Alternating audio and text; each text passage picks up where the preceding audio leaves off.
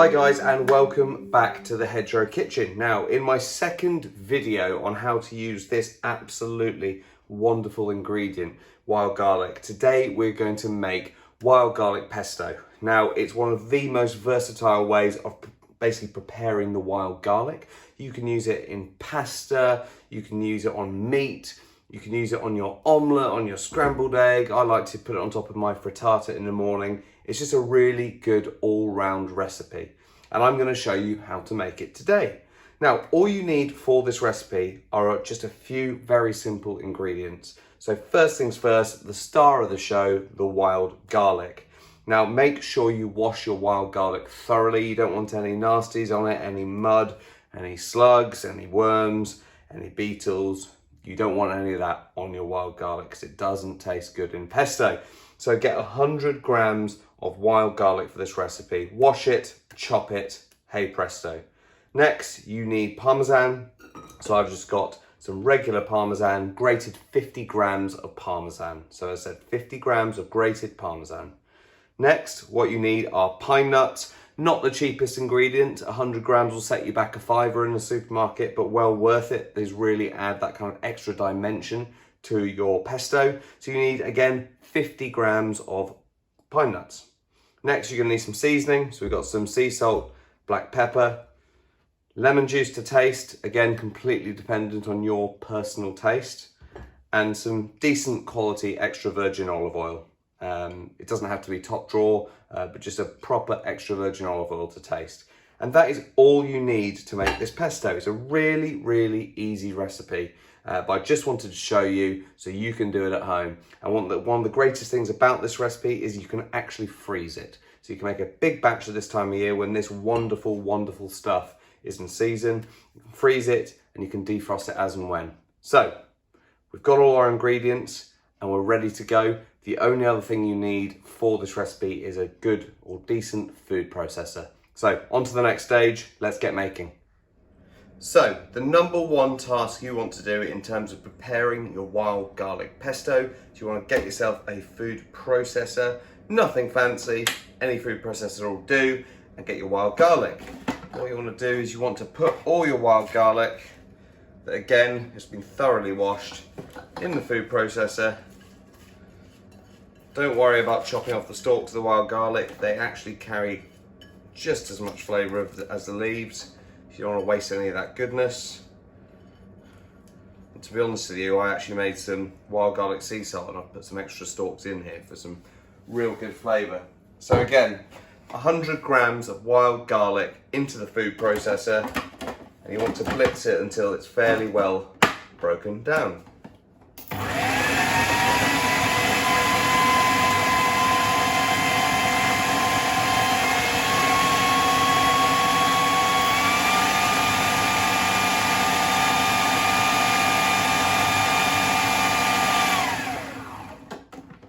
Have a quick check on that consistency. So still some fairly big bits in there, so push them all down. Probably shouldn't be using my fingers, so don't copy me.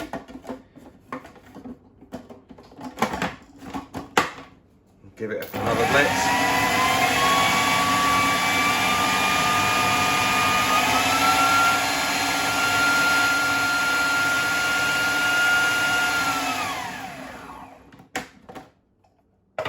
Now, that looked pretty good.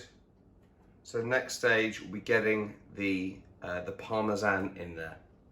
So step 2 is to add in the parmesan in with your broken down wild garlic leaves. This will really help break down the leaves slightly more. And I ought to add a little disclaimer. I did a very, very silly thing at the start of this video. I put my hands in there when it was still connected. Now, if you're watching this, please do not do that. Do not put your hands inside here if it's still connected and still on, because you do not want to be losing a finger. So make sure you have a spatula at the ready. So next stage is, as I said, add in your 50 grams of parmesan to your 100 grams of broken down wild garlic leaves. And to be honest with you, when I'm chopping up this parmesan, I struggle to not eat it because I absolutely love the stuff. Right, here goes nothing. Get it in there and blitz in the food processor.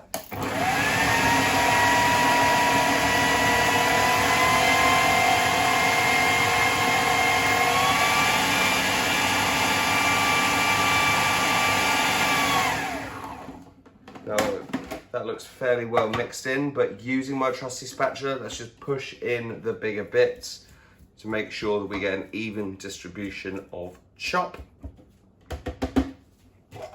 And give a further blitz.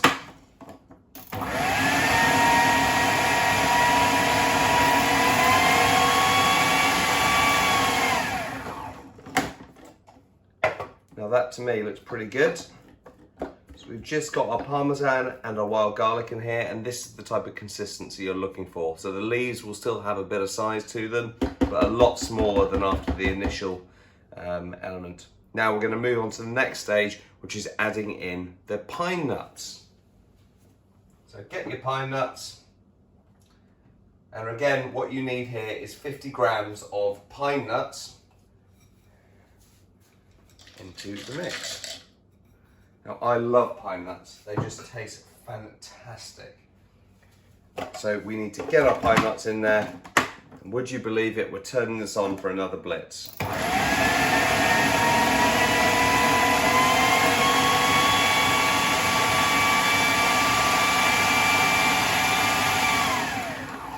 Now for some reason I always find this when I'm making pesto, because you've got a bit of a paste beforehand, you need to stop a few times, push the mix back into the middle of the blender, as those pine nuts aren't really broken down. You want to really get those pine nuts nice and broken down at this stage.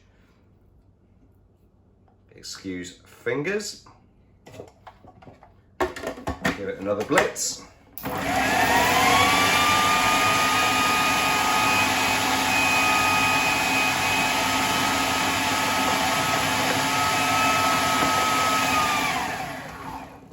Telling you, the smell in here is unbelievable at the moment.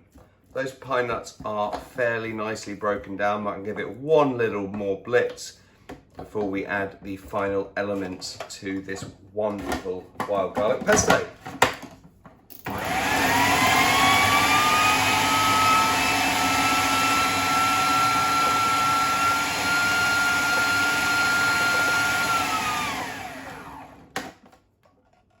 Yeah, that's looking pretty nice. Have a look at this. So you can see now, it's a lot more bound together. You've got a few chunks of the pine nut in there, but that is really kicking on now. And the smell is incredible. Now, we will now move on to the next step. So guys, the next and final stage to this wild garlic pesto is to firstly add in your olive oil, so your nice extra virgin olive oil to the consistency you need.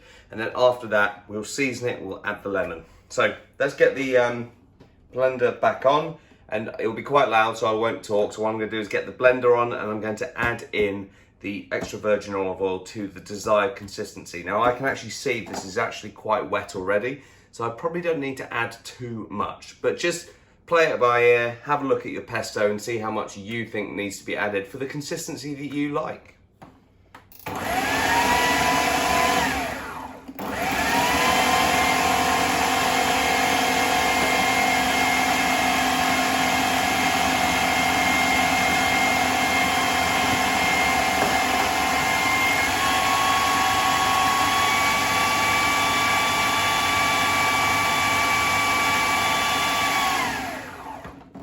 Go, little blitz with some of the oil, and now time to have a look. To be honest with you, for me, that actually looks pretty good.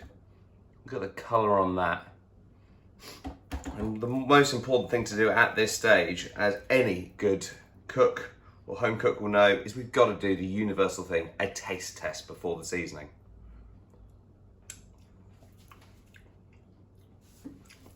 That tastes sublime. So, next steps, guys, we're going to add in squeeze of lemon. Now, I don't like my pesto too citric, so I just get just an end of a bit of lemon. Make sure your seeds are out. Give it a squeeze. I say, make sure your seeds are out. I've just squeezed 2 seeds in there, so forgive me. You do not want, although they look like pine nuts, lemon seeds in your pesto. So, good squeeze of the lemon juice in there, and what you want to do is season it nicely. The more pepper for me, the better. But again, this is entirely up to personal taste here.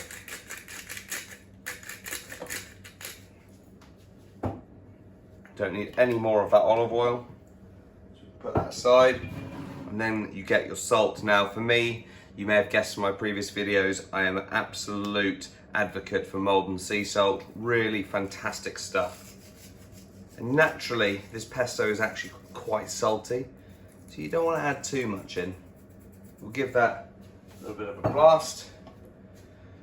Take the last bits off. Again, excuse fingers, I'm not producing this food commercially, it's just for me, so I don't want anyone messaging me saying you should wash your hands in between. This is for my pasta for dinner tonight. And give it a blast.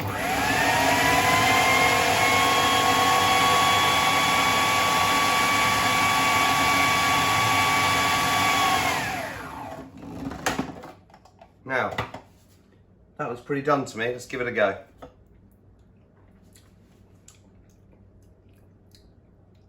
That is sensational.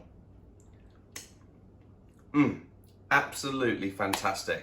So we have our ready wild garlic pesto here, and I'll show you what it looks like in the next part. So here you have it, wild garlic pesto, and I'm telling you, it smells amazing, it tastes amazing, it's an incredibly versatile ingredient, and you've got to make it. This simply rivals any basil supermarket pesto you get, even that lovely fresh stuff you get in the fridges at the supermarket. Make it yourself. The main part of this ingredient is an ingredient that you can get for free at this time of year. So you save money, you eat organic, wild food, and I'm telling you, this will transform your dishes. Now what I'm going to use this for tonight is I'm going to use it with some orzo pasta, and I'm going to put a nice bit of loin of venison on the top, and I'm telling you, it is going to be fantastic. Then tomorrow I'm going to make a massive batch of this with my remaining wild garlic, of which I have loads, and I'm going to freeze it so I can use it over the course of the year. All that remains me to say is, if you make this, I would love to hear how you get on. Are there any elements that I've missed out that you think I should be including in my pesto? Similarly, if you enjoyed it, please subscribe to my channel.